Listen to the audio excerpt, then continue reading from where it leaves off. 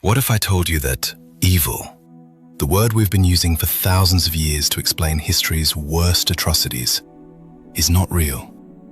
Not in the way you think. What if the Nazis who turned human beings into lampshades weren't monsters? What if the men who performed experiments on living people in concentration camps weren't possessed by darkness? What if the person in your life who destroyed you emotionally wasn't evil at all? Science has a different answer, and it changes everything. Act 1. The problem with the word evil. We throw the word evil around constantly. He's evil, she's evil. That was an evil act. But here's the problem with that word. It explains nothing. The moment you call something evil, you've ended the conversation. You've made it supernatural, unexplainable, beyond understanding. And if it's beyond understanding, you can never protect yourself from it. You can never recognize it early. You can never see it coming. Baron-Cohen's argument is this: replace the word evil with the term empathy erosion, and suddenly the picture becomes clear.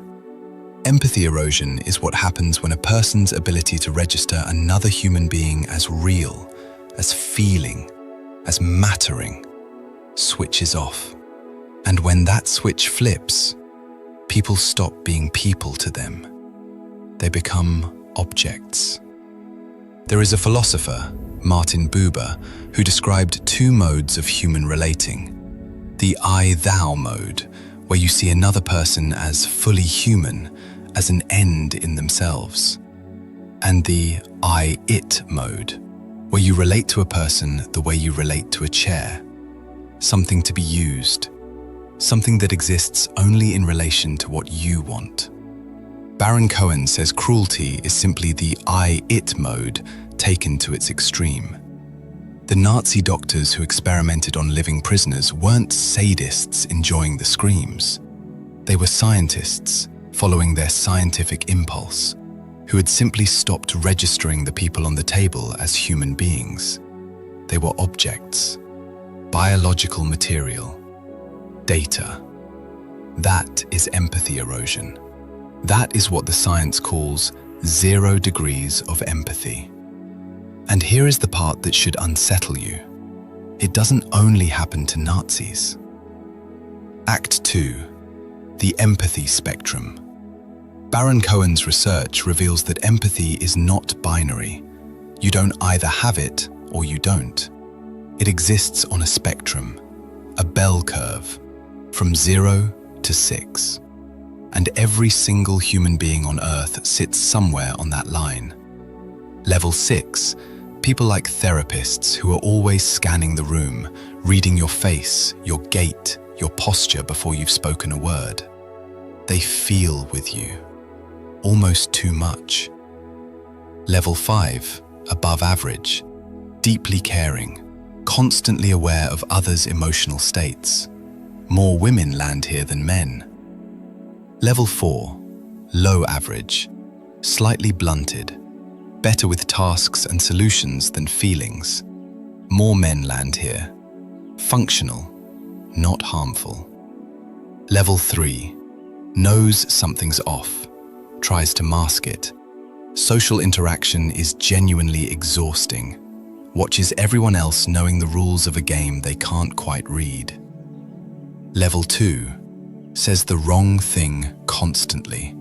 Blunders through relationships, losing jobs, losing friends, with no idea why. Not malicious, just empathy blind. Level 1, capable of hurting others, but capable of regret afterward. When the moment passes, they can see what they've done. They can feel some version of remorse. But in the moment, the empathy brake doesn't work.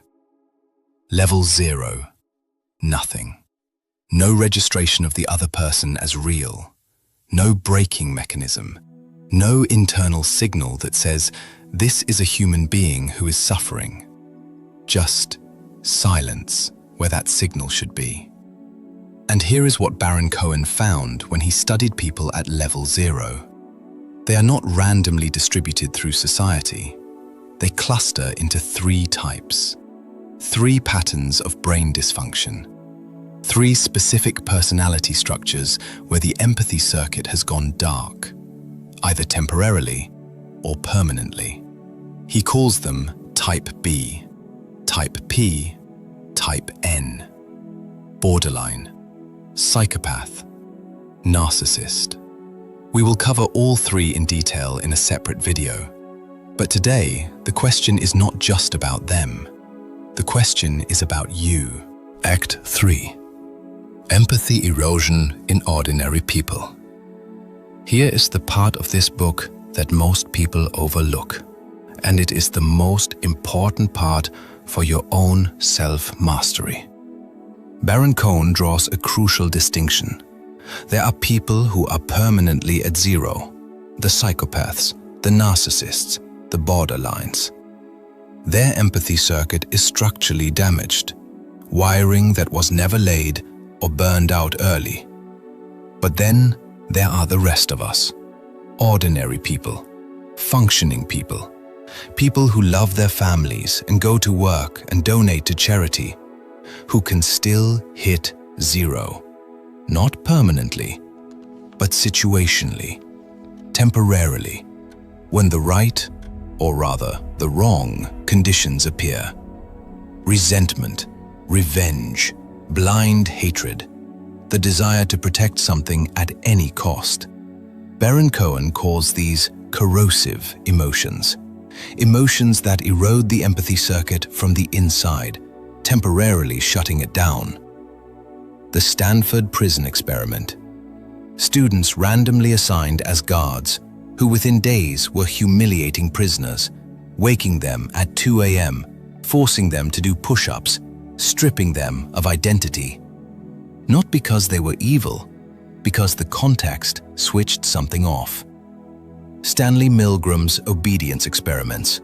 Ordinary Americans sitting in a lab, administering what they believed were lethal electric shocks to a screaming stranger, simply because an authority figure told them to. 65% went all the way. Not evil, empathy eroded. And here is the law this teaches you. You are not immune. The same circuit that goes dark in the psychopath can go dim in you. When you've been hurt enough times, when resentment builds long enough, when you stop seeing the other person and start seeing an obstacle, a threat, a symbol of everything that's been done to you. The road to cruelty does not always start with a monster. Sometimes it starts with a wound that was never healed. This is what self-mastery demands you understand. You must protect your empathy circuit, not just from other people's cruelty, but from what your own pain can do to it. Because the moment you start treating people as objects, even the ones who hurt you, you have become the very thing you feared. Act 4. The controversy. Now, here is where Baron-Cohen's thesis gets uncomfortable. If evil doesn't exist, if cruelty is the result of a broken or eroded empathy circuit, then what happens to moral responsibility? Is the psychopath responsible for what he does if his brain simply cannot register other people as real? Baron-Cohen doesn't fully dodge this question. His answer is nuanced. Yes, the wiring matters. Yes, genetics plays a role. Studies show that effective empathy, the ability to feel what others feel, is approximately 68% heritable. You are partly born with your empathy ceiling. But, and this is critical, environment shapes where on that spectrum you land. Trauma can lower it. Neglect can lower it. Early abuse can lower it. And conscious cultivation can raise it. Which means this: even if someone cannot be blamed the way we traditionally assign blame, society still has a responsibility to protect itself, and you have a responsibility to protect yourself. Removing the word evil doesn't make dangerous people safer. It makes you smarter about who they are and why. You stop waiting for horns and a tail. You start watching for the pattern, the absence of regret, the inability to see you when they look at you, the way their empathy only flows when it serves them. That is 0 degrees of empathy. That is what you are actually dealing with. The law. So what is the law here? What do you take from this? The law of empathy awareness. First, stop calling things evil. It's a lazy word that blinds you. When you understand why someone did what they did, which neural circuit failed, which emotional wound drove them to treat you like an object, you gain power. Not power to forgive what shouldn't be forgiven, power to see clearly. Second, protect your own empathy. The corrosive emotions are real. Resentment, revenge, hatred, they dim the circuit.